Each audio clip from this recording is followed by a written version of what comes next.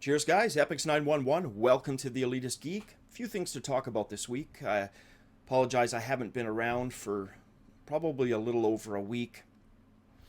A few things to talk about on a tech front. Nintendo. Where are we going to start with you guys? Jesus fucking Christ. Every time, and okay, I'm not a Nintendo fanboy, but I like Nintendo. I own all the next-gen consoles, including the Nintendo Wii U. Love the Wii. Love the control scheme innovation that Nintendo brought to the table. Unlike a lot of people, I actually liked the N64 at the time, but not for the same reasons as others. I like the fact that the cartridge format really forced Nintendo to keep quality assurance, one of their prime things. A lot of other companies started getting into that patch mentality, which, let's face it, with today's next-gen consoles, the PlayStation 4 and the Xbox One, they're basically PCs, right? With the hard drive space. There's not the same incentive as there once was with disc and cartridge-based formats to create a bug-free product. Bug-free products are almost impossible to produce, but very stable products aren't. And to me, it's a cop-out. It's pure laziness when a company knows they've got the hard drive space available on the platform that they're developing for, and they rush a title to market to make holiday day or whatever the reason, whatever the target. Back in the day, Nintendo stayed cartridge a lot longer than most, and the difference was definitely there in the software. And Nintendo, to me, has always been synonymous with quality, right? Regardless of everything else you can say about Nintendo, let's be fucking upfront. Nintendo's a quality producer. They produce quality titles. But they also do some boneheaded fucking shit. And the latest boneheaded thing is this whole YouTube thing, and I'm not even going to get into it. I'm not going to wade too deep into it. It's typical fucking Nintendo. And I hope to hell Nintendo smartens up. In a nutshell, they are the only game company on the face of the fucking planet that wants a cut of YouTube revenue. Somebody does a Let's Play that advertises for them. Somebody does a YouTube review. They want a piece of the pie. I suppose it's their right. It's any company's right. But you got to figure when every other fucking company on the planet is not doing that, and you're the only one that is, and everyone's up in arms for you for doing it, you probably want to rethink that one, Nintendo. And I, for one, play my Nintendo games, but I'll be damned if I'm going to review or let's play them, just because I don't want to get into any kind of copyright hassle with Nintendo. They're just my dirty little secret that I play offline, but I don't get into it on YouTube at all. I'll talk about it briefly. Mario Kart 8, fantastic, beautiful game, very much in the spirit of the series, as all the titles have been. Graphically, it's about what you expect. I mean, the Wii U, as much as it's sold as next gen, it's the weakest of the three. Let's face it, it is. And people with PCs, Xbox Ones, and PlayStation 4s are gonna, at the end of the day, have better graphics. Is it all about graphics? Fuck no. I play roguelikes. I play Dungeons of Dreadmore. I play Terraria. These are all games on the PC that have shitty graphics, but they're not about the graphics, they're about the gameplay. So, for me, the fact that the Wii U is a inferior technical product, in terms of graphics and CPU prowess, I still think it comes out with some great games, some fantastic games, and Mario Kart 8 is definitely one of them. It's a fantastic title.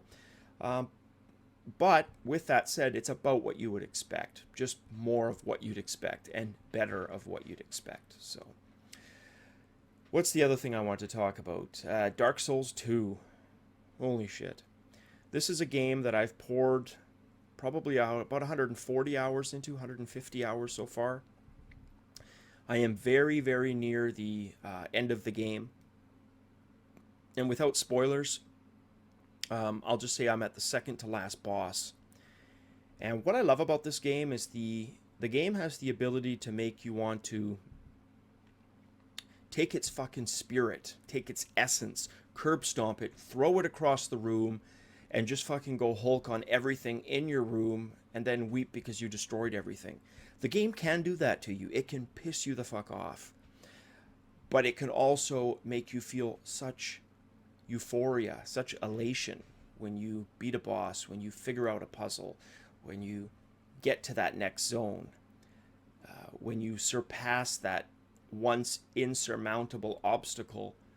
You feel fucking good. You feel great.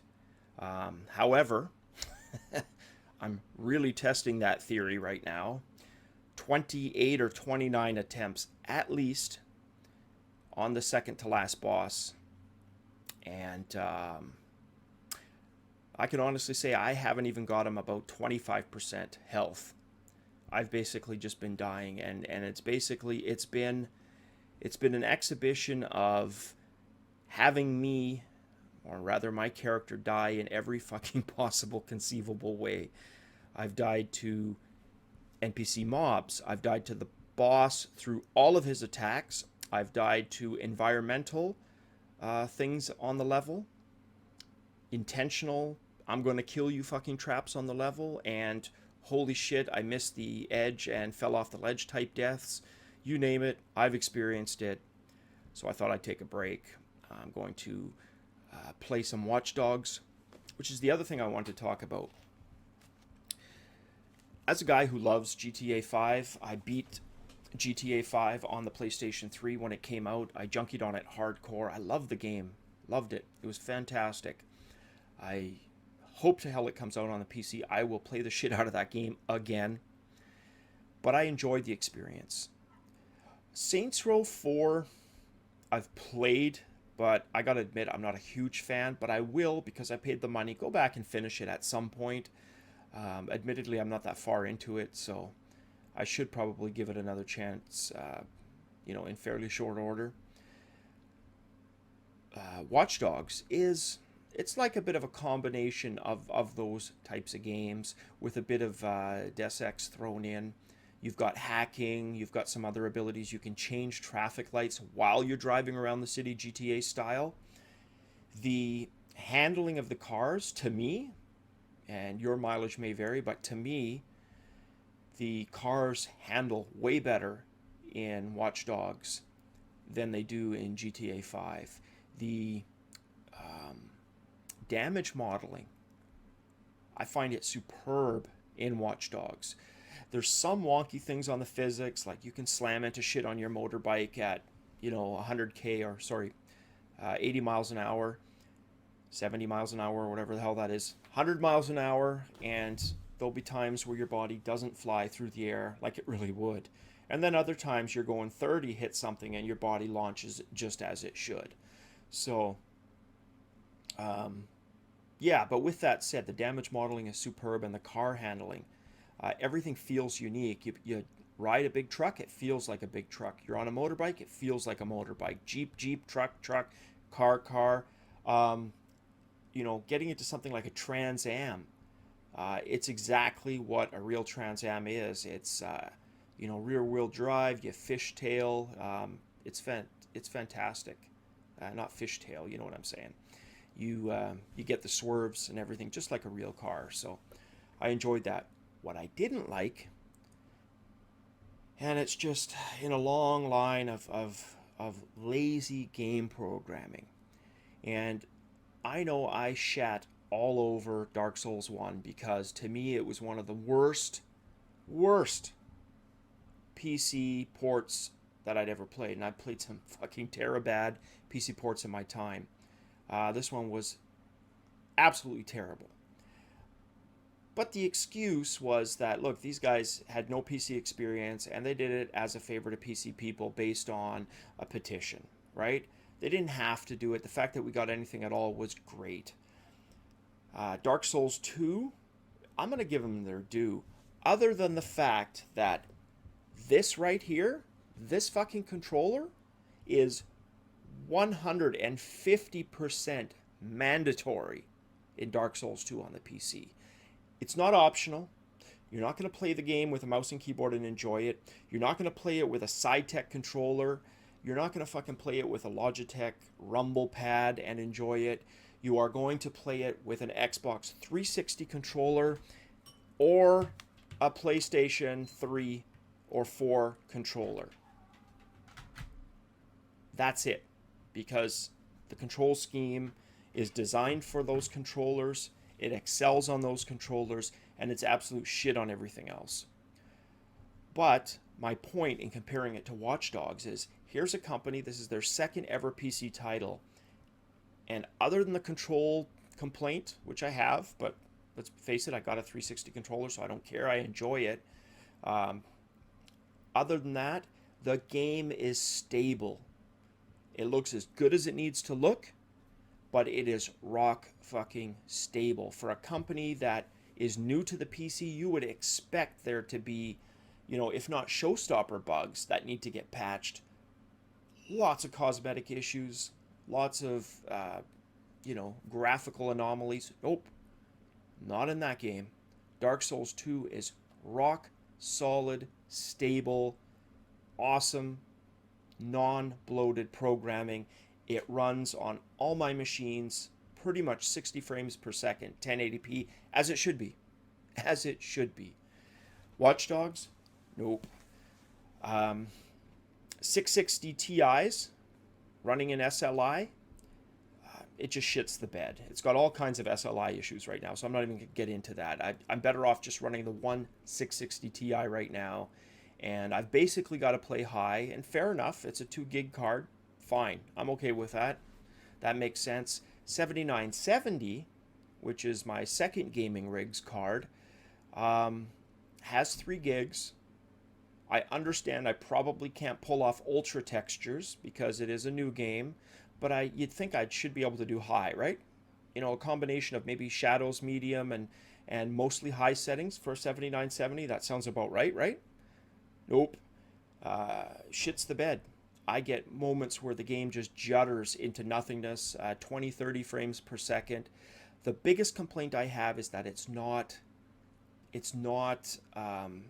a stable experience throughout, or a consistently stable experience. I don't mind if a game is 40 frames per second, as long as it's 40 frames per second pretty much everywhere. To me, it's lazy programming when you're going 60, 40, 20, 30, 60, 40, 20, 30 constantly. It ruins the immersion because your game can go smooth, and then it does this, and then it's smooth, then smooth this. It's annoying. It's fucking annoying. Pisses me off. Especially when other games like Saints Row 4, Batman, made by the same company, Assassin's Creed are all stable. Yeah, it's a slightly different engine, but come on, guys, you've got PC experience. There's no excuse. Anyways, guys, there's my rambling. If you made it this far, I appreciate it. I'd like to know your thoughts on the things I've talked about tonight. As always, like if you like the video, subscribe if this is the type of video you like. I also do game reviews, vlogs, tech reports, and basically anything to do with technology, even reviews from time to time. Last review I did was on a Canon camcorder, the HRF 500. So let me know your thoughts on what I've talked about. If you don't agree, I'd like to know why, and let's get some dialogue going. As always, cheers, guys.